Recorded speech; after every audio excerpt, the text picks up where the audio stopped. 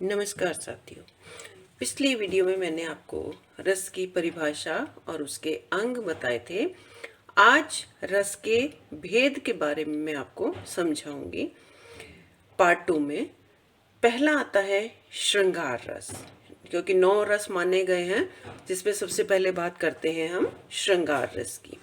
श्रृंगार रस, जिसको रस राज भी कहा जाता है, इसका जो स्थायी भाव है वो रति रति यानी जिसको प्रेम कहते हैं। तो ये प्रेम जो है वो स्त्री और पुरुष के बीच का प्रेम है। इस श्रृंगार रस के दो भेद माने गए हैं, संयोग श्रृंगार और वियोग श्रृंगार। सबसे पहले बात करते हैं संयोग श्रृंगार की। संयोग श्रृंगार क्या है? जैसे नायक नायिका का परस्पर मिलन, ये संयोग श्रृंगार को जन्म देता है। इसमें उनके हास विलास और एक दूसरे को स्पर्श करना आदि का वर्णन रहता है।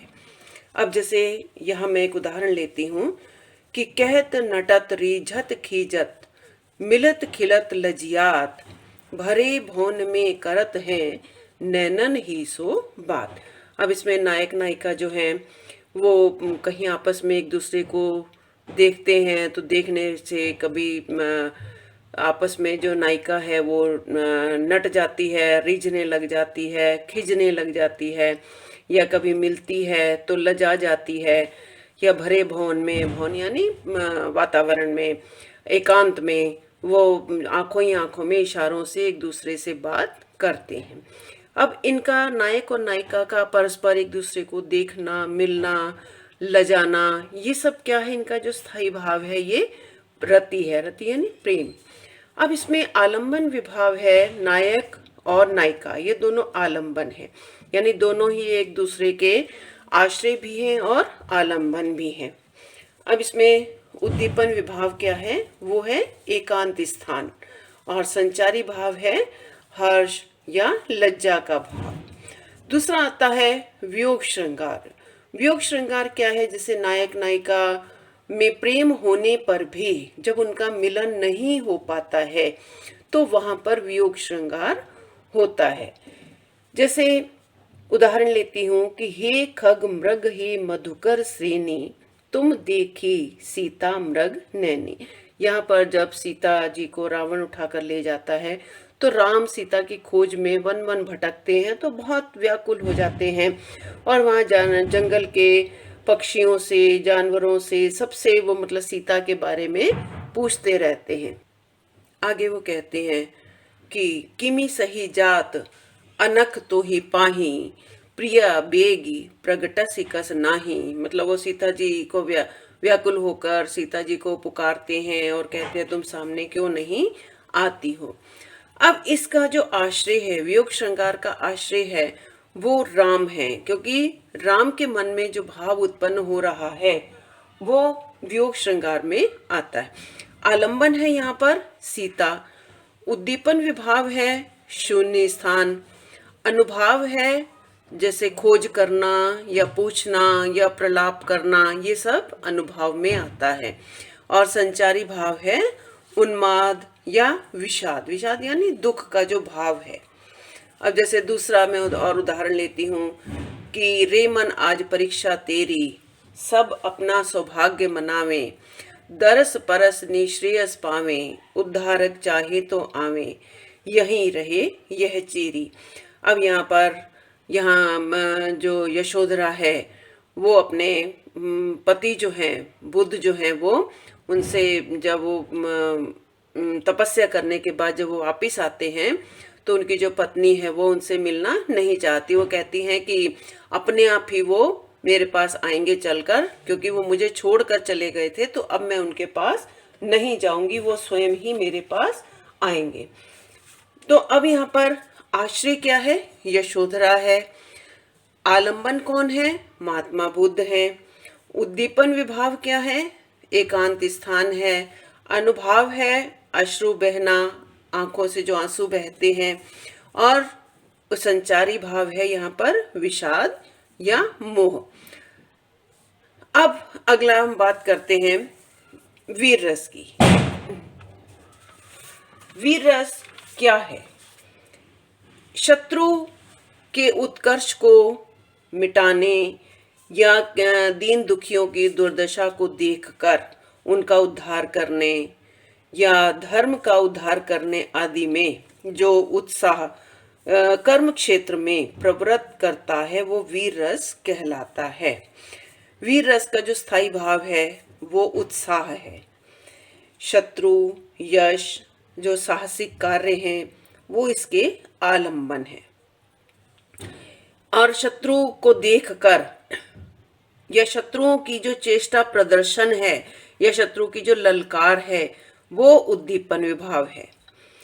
और शत्रुओं को देखकर जो आश्रय के मन आंखें जो हैं वो लाल हो जाती हैं या उसकी जो भुजाएं या अंग फड़कने लग जाते हैं, अंगों का जो संचालन है वो अनुभाव कहलाता है। गर्व, उग्रता, धैर्य आदि जो हैं वो इसके संचारी भाव कहे गए हैं। अब वीर रस के भी भेद हैं। आगे से वीर रस के 4 भेद माने गए हैं: दयावीर, दानवीर, युद्धवीर और धर्मवीर।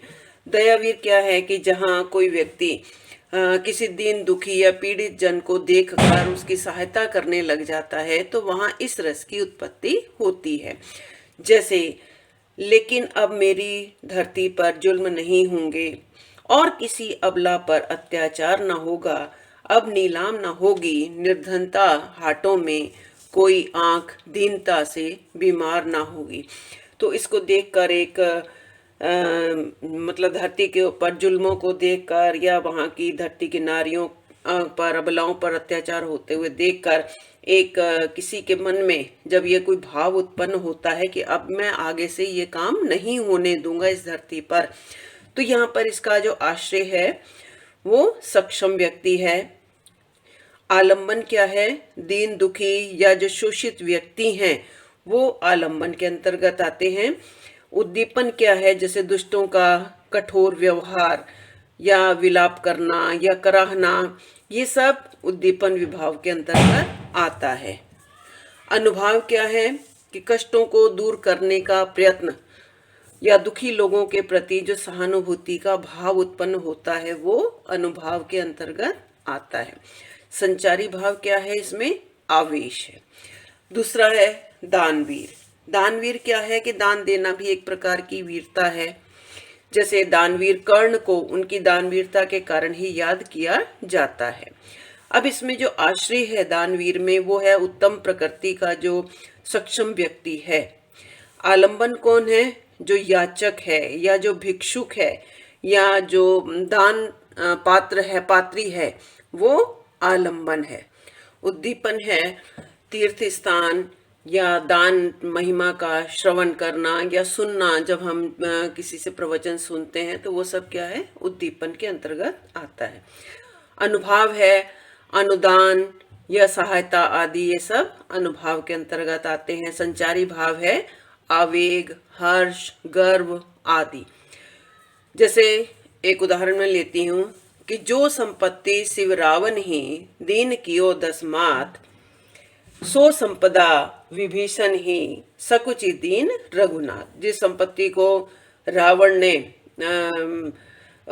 ने जिस संपत्ति को प्राप्त करने के लिए अपने 10 सिरों का बलिदान दिया था, उसी संपत्ति को राम जी ने विभीषण को बिना किसी संकोच के प्रदान कर दी थी। तो यहाँ पर आश्रय कौन हुए? कि इस प्रसंग में अगर देखा जाए इस दोहे में आश्रय कौन हुए? राम हुए।